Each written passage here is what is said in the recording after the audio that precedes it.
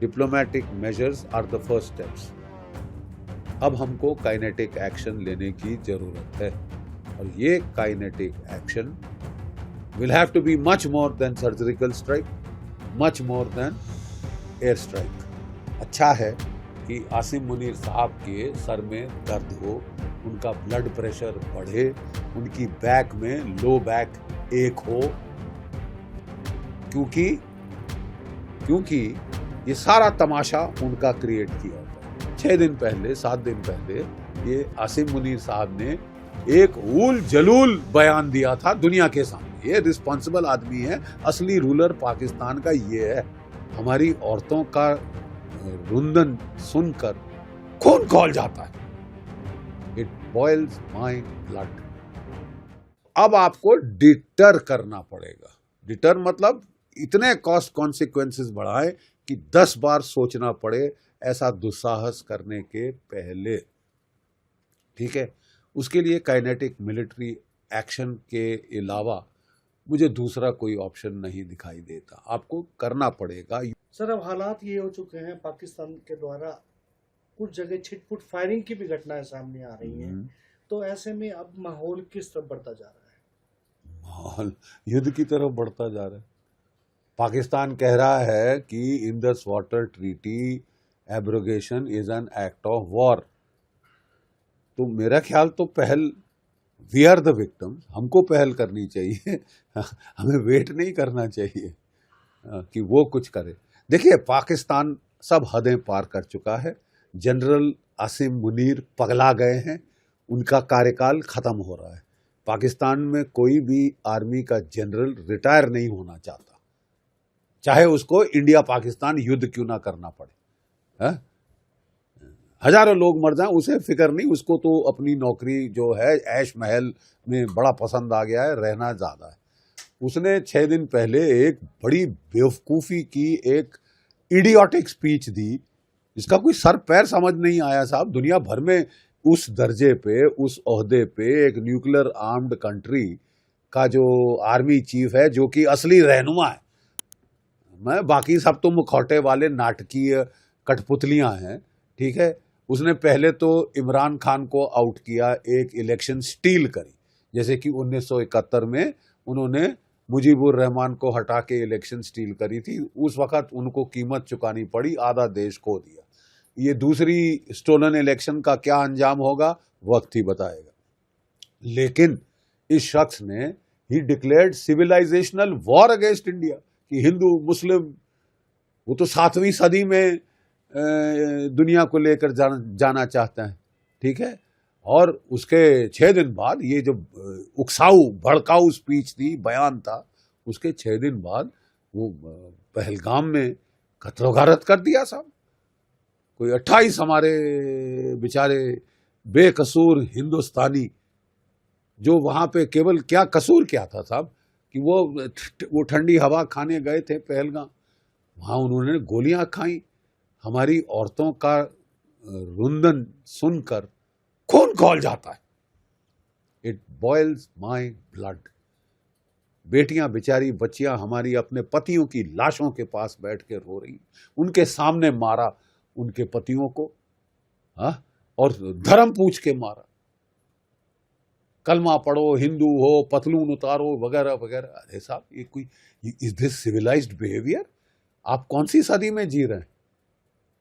आप nuclear arm power हैं, आप तो खतरा है पूरी दुनिया के लिए। आपके तो न्यूक्लियर डिफैंग करना पड़ेगा इस तरह।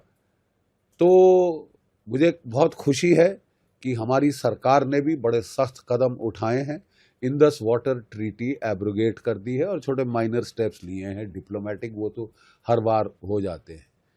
इंडस वाटर ट्रीटी अनप्रेसिडेंटेड है।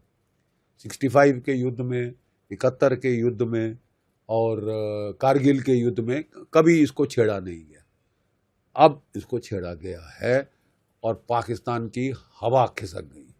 ठीक है, इंडस वाटर ट्रीटी को लेकर वो इंटरनेशनल कोर्ट में भी जा सकते हैं पाकिस्तान इसको लेकर। अरे जाए, भाड़ में जाए ना, क्या कर लेगी इंटरनेशनल कोर्ट?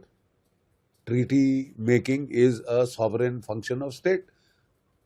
हमने ट्रीटी बनाई, हम उसको, जब इस तरह का बिहेवियर पाकिस्तान से आ रहा है तो हमारे पास और कोई चारा नहीं है but to abrogate that treaty, ठीक है। लेकिन प्रॉब्लम यह है कि इस ट्रीटी का इफेक्ट एकदम अपेरेंट नहीं होगा।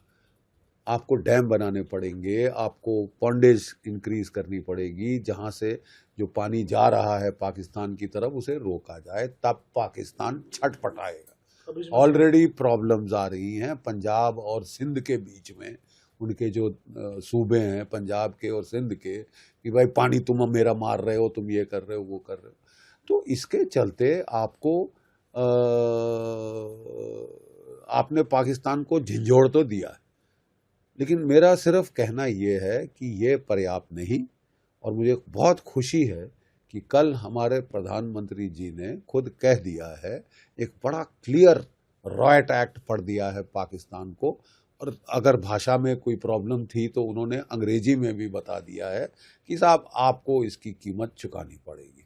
और ये जो कीमत है, अब थोड़ा ये कॉस्ट एंड कॉन्सिक्वेंसेस इस दर्जे से बढ़ाने पड़ेंगे, ना केवल इंडस वाटर ट्रीटी, वहाँ कहानी ख़त्म नहीं होती। आपको काइनेटिक मिलिट्री एक्शन भी लेना होगा, नहीं तो ये सिलसिला बंद नहीं होगा।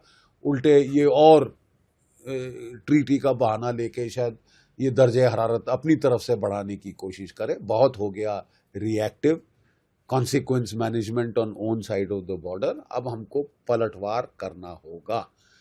हमने पलटवार किया था 2016 में, उड़ी 40 के करीब मार डाले थे इनके टेररिस्ट लॉन्च पैड्स में। कुछ देर शांति रही, फिर वही चुलबुली। फिर हमने 2019 में बालाकोट एयर स्ट्राइक करी, 1-1.5-2 साल चुप रहा, खासकर जब हमने 370 हटाया और वो क्यों नहीं करी पाकिस्तान ने। और फिर चीन के पास रोता गया कि मेरे आका मुझे बचाओ, और उसने लद्दाख में छेड़खानी शुरू की।